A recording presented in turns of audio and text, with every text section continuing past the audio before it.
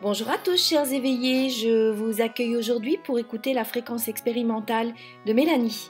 On se retrouve tout de suite après. Alors, je vais dire bonjour à tous ceux qui nous écouteront ou qui nous écoutent en ce moment même. Et nous sommes aujourd'hui donc avec Mélanie pour sa lecture karmique. Alors, Mélanie, la première chose qui m'est donnée, c'est l'espace-temps. D'accord. Alors, vous doutez que le temps n'existe pas en tant que tel, en tant que nous, on peut avoir notion, hein, mais on est parti explorer une poche expérimentale, la vôtre. Hein. Oui. Donc, une des poches mémorielles, hein, où on est allé, où on m'a mis le doigt dessus. Donc, nous sommes en 1911. Mais vous allez voir qu'il va être question de la guerre, 14-18. C'est-à-dire qu'au moment où moi, on me donne le début de votre lecture, nous sommes en 1911. Et vous êtes déjà une femme. Donc, ce n'est pas votre année de naissance. D'accord ? D'accord. On me donne tout de suite aussi votre parcours. C'est un parcours d'infirmière. Ok. Ensuite, on me donne votre prénom et votre nom de famille. Vous vous appelez Sacha Bloom. Et on m'indique que vous êtes d'origine juive, de l'Est. Donc vous êtes, on m'a dit, ashkénaze. Vous êtes extrêmement choyé par votre mère. Alors là, on m'a renvoyé à quelque chose parce que je me suis mis une petite astérix que je ne retrouve pas. Voilà. On m'indique, donc vous êtes choyé par votre maman. Vous êtes une fille unique.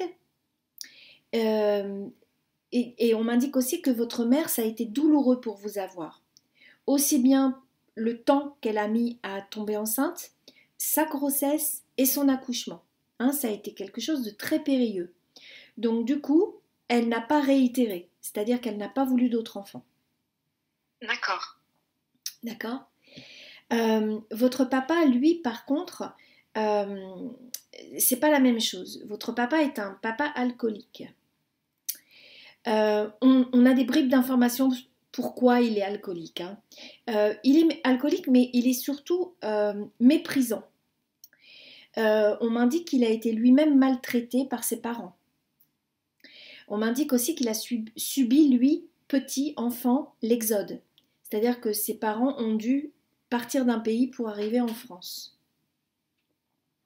Oui. Alors là, on m'indique que la région où vous habitez maintenant, enfin lors de la lecture, au moment de la lecture, vous habitez dans la région parisienne. On me dit que, alors, il faudrait aller vous renseigner parce que je ne connais pas du tout. Ça s'appelle Morincourt ou Morecourt, je ne sais pas. C'est quelque chose comme ça, Morincourt ou Morecourt. Voilà, il faut chercher de ce côté-là. Mais en tout cas, c'est région parisienne. D'accord.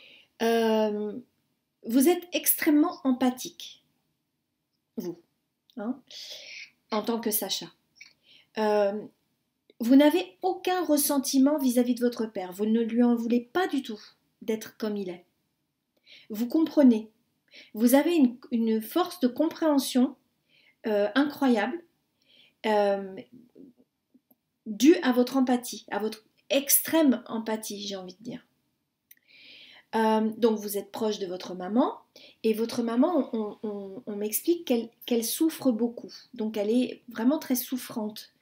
Et alors là, on m'indique, voilà, alors on me donne le prénom de votre maman, elle s'appelle Rachel. Et on me donne le prénom de votre père aussi. Il s'appelle Victor. Donc la maman Rachel et le père Victor. Donc votre maman souffre. Alors elle souffre d'une maladie respiratoire chronique. Et je pense qu'elle a la tuberculose en fait. D'accord ? D'accord. Vous êtes là, Mélanie, ça va ? Oui, oui, je suis là. D'accord. Alors que je retrouve ma ligne. Vous êtes donc proche de votre maman, elle souffre, ça on a vu. Vous êtes issu d'un milieu ouvrier. On m'indique que votre père dépose des livres, les journaux, donc je pense qu'il est livreur de journaux. Voyez ? Je le vois, il est à vélo.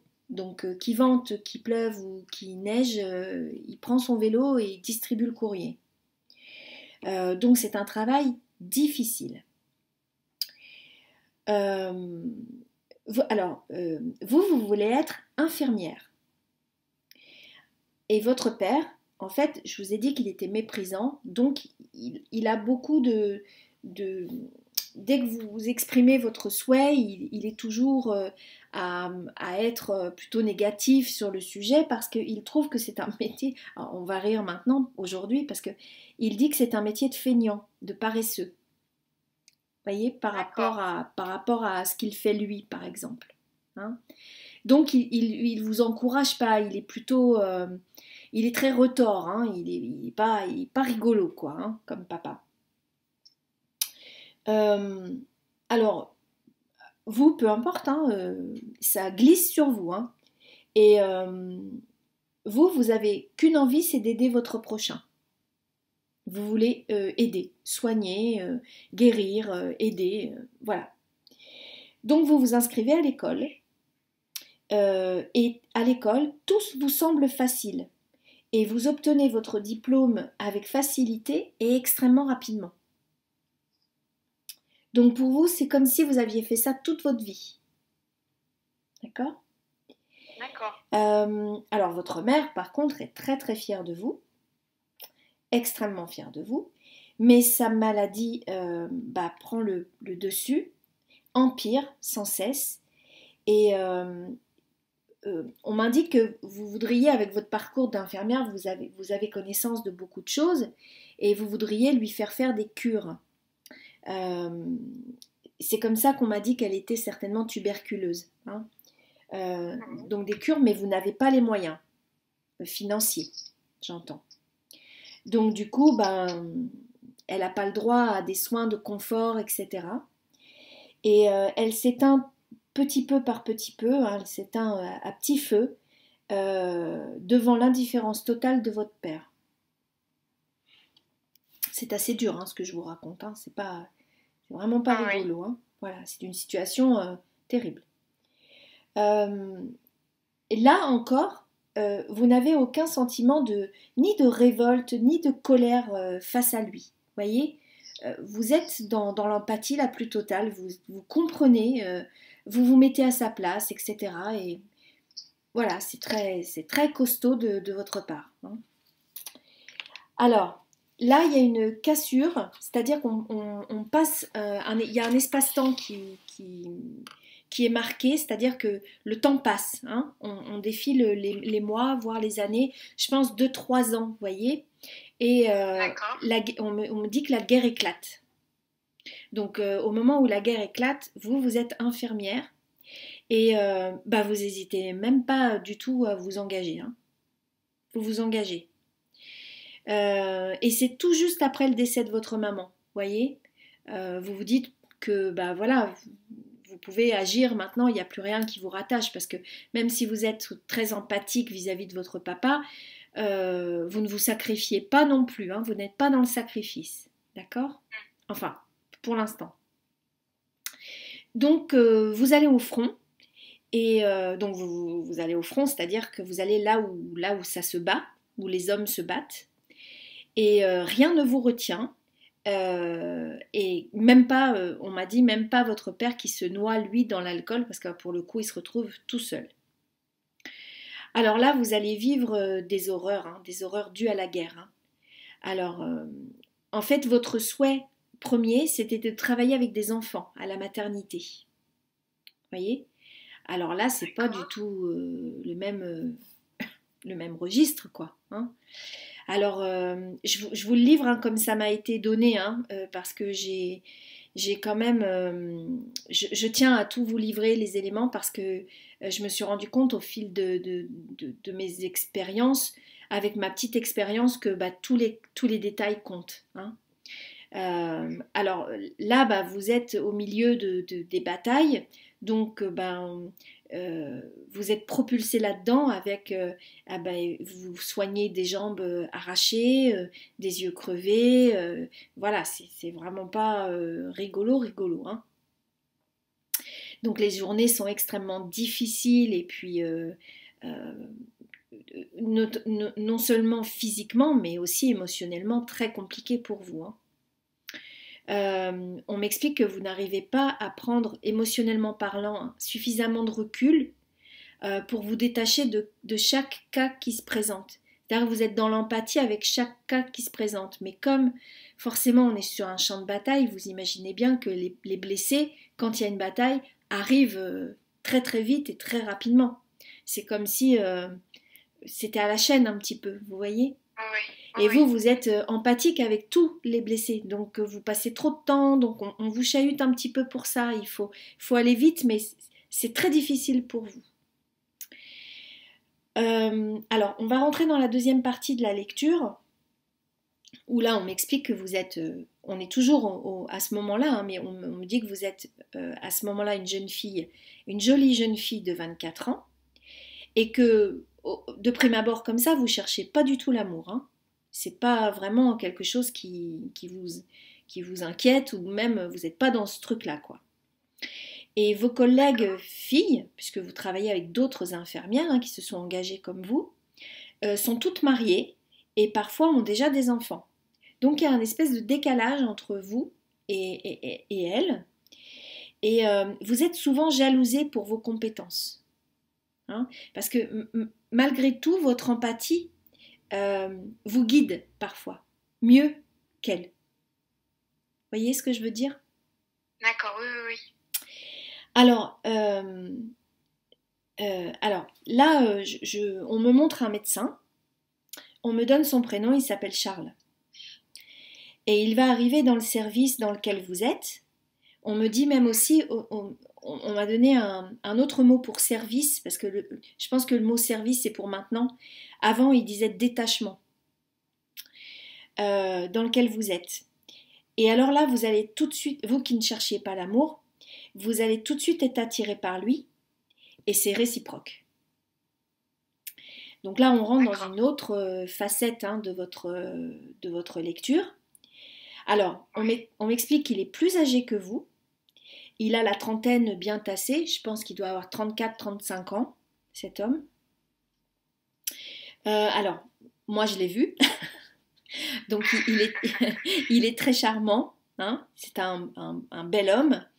Et le détail qu'on m'a donné, c'est qu'il a les yeux bleus. Alors, il vous impressionne beaucoup. Il vous impressionne pour plein de choses. Parce que d'abord, c'est un bel homme, certes, mais aussi il a beaucoup de prestance, vous voyez, beaucoup d'allure. Et il a une autorité naturelle. C'est-à-dire qu'il ne va pas se mettre à brailler pour qu'on l'écoute. Une simple phrase suffit et il sait installer le cadre, en fait. Hein. Donc, il vous demande... Alors, il vous remarque d'abord, dans un premier temps, très vite, pour vos compétences et votre empathie. Et pour lui, vous avez quelque chose en plus des autres. Hein, vous avez un petit plus, qui est votre empathie. Hein. Donc, il vous demande de travailler pour lui. Donc, forcément, voilà, ça suscite des jalousies. Mais vous allez voir, c'est pas par là qu'on va se diriger. Et alors vous, forcément, hein, bien évidemment, vous acceptez sans hésiter, mais avec une certaine appréhension, comme si vous saviez que c'est un tournant pour vous. Hein.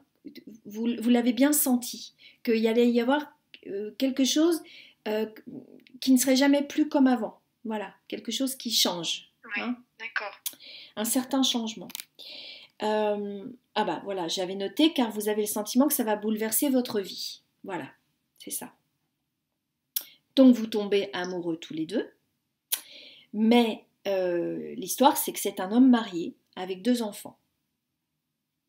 D'accord ? Donc vous ne voulez pas, vous n'avez pas envie de briser le mariage. Vous ne voulez pas être celle par qui le malheur arrive.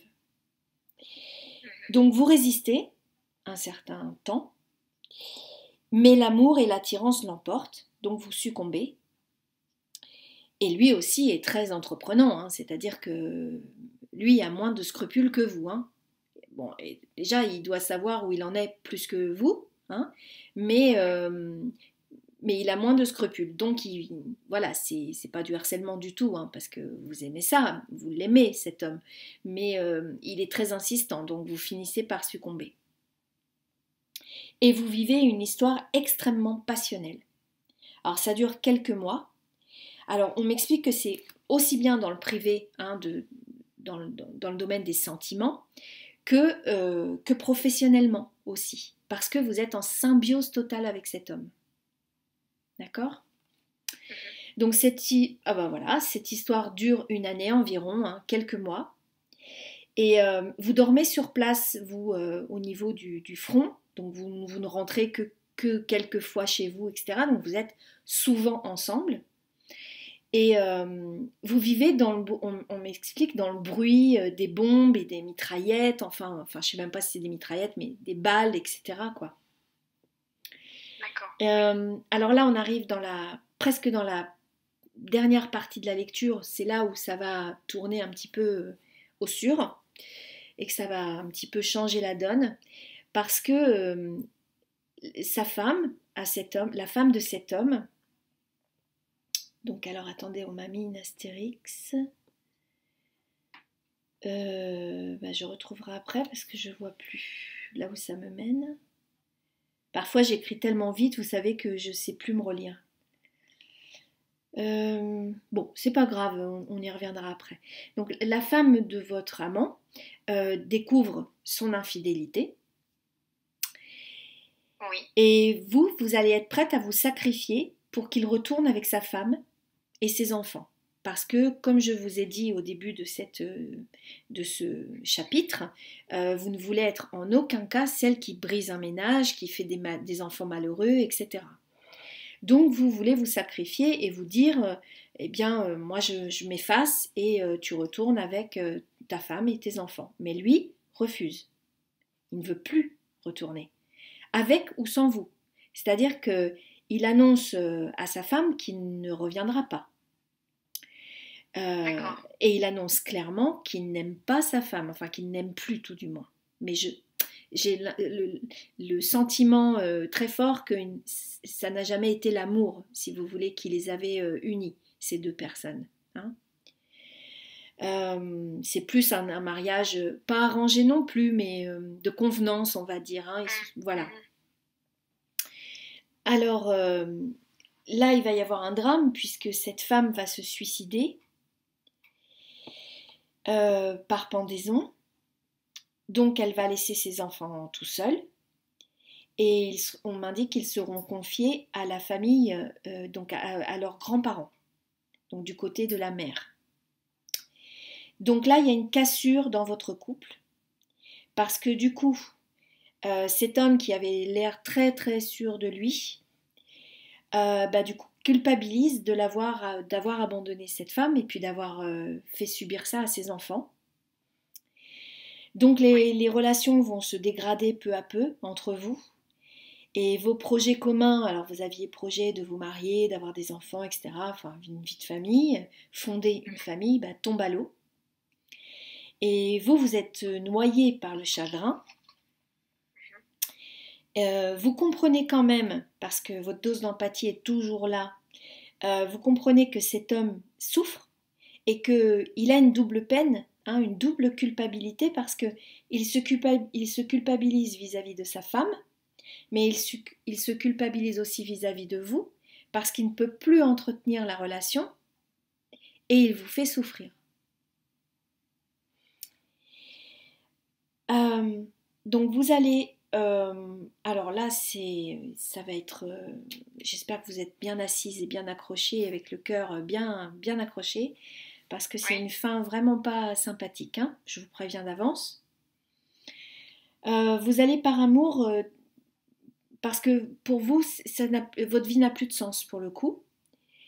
Donc vous allez décider de mettre fin à vos jours. Et alors d'une façon très théâtrale. Alors théâtrale, pas dans le mauvais sens du terme, hein, mais de ce que j'ai vu, c'est-à-dire que avec tout votre désespoir, vous vous jetez sur le champ de bataille et vous êtes criblé de balles. Et vous mourrez sur le champ de bataille, sur le front. Euh, et vous avez, si vous voulez, lors de votre départ, c'est vraiment, il n'y a aucune issue pour vous.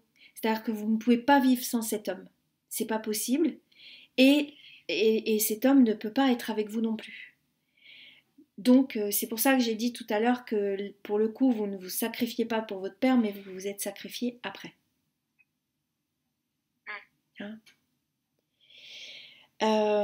Donc voilà pour cette lecture. Alors j'ai juste une précision à vous donner. L'astérix que je ne retrouvais pas tout à l'heure, je l'ai retrouvé. C'était le prénom de la femme de votre amoureux qui s'appelait Hélène. Voilà. Donc c'était un petit détail. Voilà pour votre lecture, Mélanie. Je vais arrêter l'enregistrement et puis nous on va continuer de voir ça ensemble, essayer de recoller le puzzle. Voilà. Voilà, chers éveillés, je suis ravie d'avoir passé ce moment en votre compagnie. On se retrouve très vite pour de nouvelles vidéos. À bientôt, prenez soin de vous. Ciao, bye bye.